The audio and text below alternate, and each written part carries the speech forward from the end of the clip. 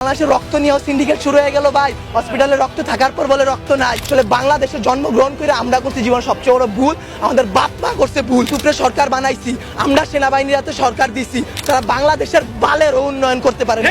তারা 36 দিন পর তারা এনসিপি গঠন করে। তুলায় অভিশপ্ত না, অভিশপ্ত বাংলাদেশের রাজনীতি। রাতের বেলা লাশ গুম কইরেন না। মৃত সাগর বানাই দিতে আল্লাহ 2 মিনিট ভাবে নাই। ফেরাউন্ডে পানিতে ভাসাই দিতে আল্লাহ 2 মিনিট ভাবে নাই। আমরা তো পাপিষ্ঠ জাতি, আমরা তো খারাপ জাতি। আমাদের ডুবাই দিত আল্লাহ 2 মিনিটও ভাববে না। আপনাদের বলা আর এই যে নিজের গালে নিজে এইভাবে থাপ্পড় দেওয়া ভাই সেম কথা। ব্যথাটা নিজের উপরই, থুতুটা নিজের উপরই পড়ে। উপদেষ্টারা আসতেছে 20টা করে গাড়ি নিয়ে আসতেছে, উত্তরার রাস্তা বন্ধ করতেছে, সেক্টরের রাস্তাগুলো বন্ধ করতেছে। এতে যাদের যেই সন্তানগুলো আহত হয়েছে, নিহত হয়েছে, তাদের বাবা মাদের ঢুকতে দিতেছেন না আপনারা। তাদের বাবা মারা এখন পর্যন্ত খায় নাই। আমার মা শোকে শোকাহত হয়ে গেছে।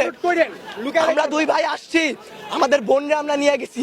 আমার এক বন্ধুর হাতের এইখান থেকে এই পর্যন্ত ওর ডান হাতের অবস্থা করুন ভাই, হাত কাইটা ফেলতে হয় কিনা সেটাই বোঝা যাচ্ছে না।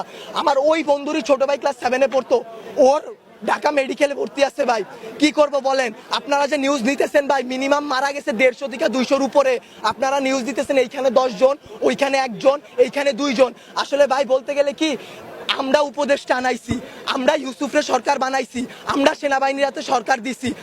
গালি ভাই ওই যে চিত হয়ে স্যাপ ফেললে কার উপরে পড়ে? নিজের উপরে পড়ে। ওইরকম ভাই গালি দিলেও নিজের গায়ে খারাপ লাগে।